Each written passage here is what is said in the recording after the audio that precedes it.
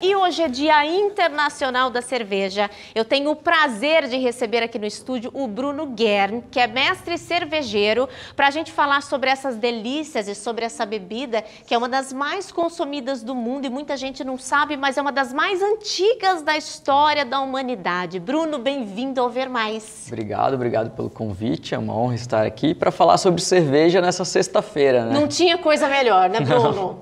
Vamos começar falando um pouquinho da sua profissão, né? O que faz um mestre cervejeiro?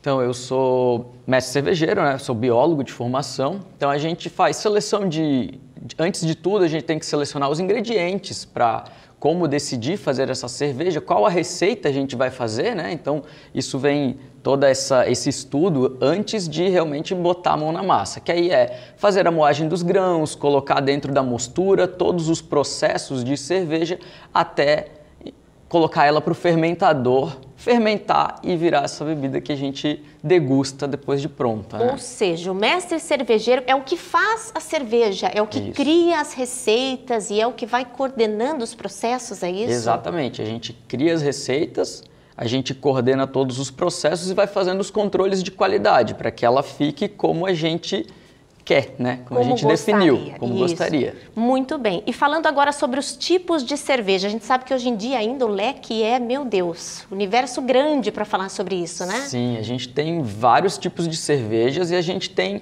4 escolas principais, né? Que são as escolas alemãs, inglesa, americana e belga.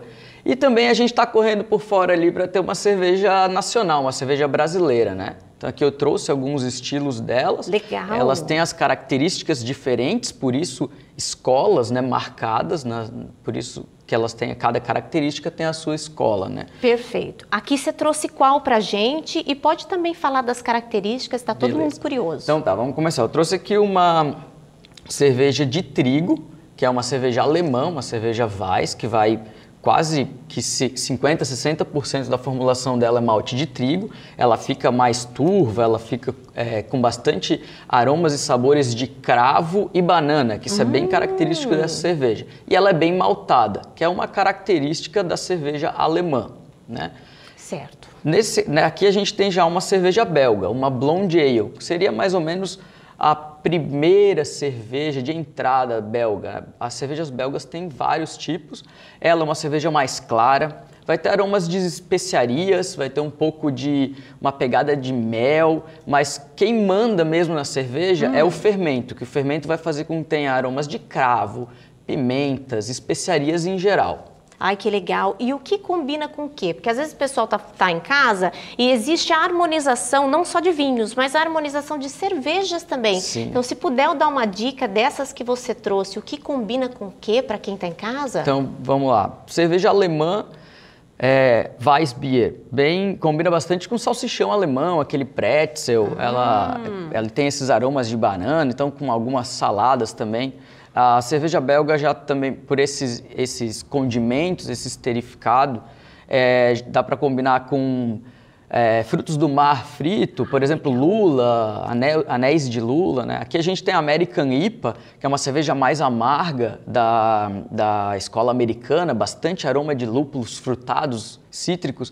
Combina bastante com hambúrguer, hambúrguer fica bem legal, ou com queijo Roquefort ou gorgonzola, que vai juntar esse amargor junto da cerveja com a comida. Aqui uma bitter inglesa, então a gente pode, o clássico inglês, fish and chips, peixe com batata frita, da nossa região também é espetacular. E essa aqui é a Catarina Sour, a cerveja brasileira, vamos dizer assim. Sim. Ela é ácida, ela é bem mais ácida que as outras e vai adição de frutas. Essa daqui tem acerola, framboesa e morango. Então combina com frutas, comer ela com frutas, com saladas, com coisas mais leves por causa dessa acidez. Muito bem. E falando sobre o processo de produção, tudo isso influencia no sabor, nos aromas, não é? Isso, a gente tem que saber selecionar os ingredientes, fazer com que os processos ocorram de maneira correta, tem vários controles que a gente precisa para que a gente chegue no produto final que a gente deseja. Agora a pergunta de $1 milhão, hein?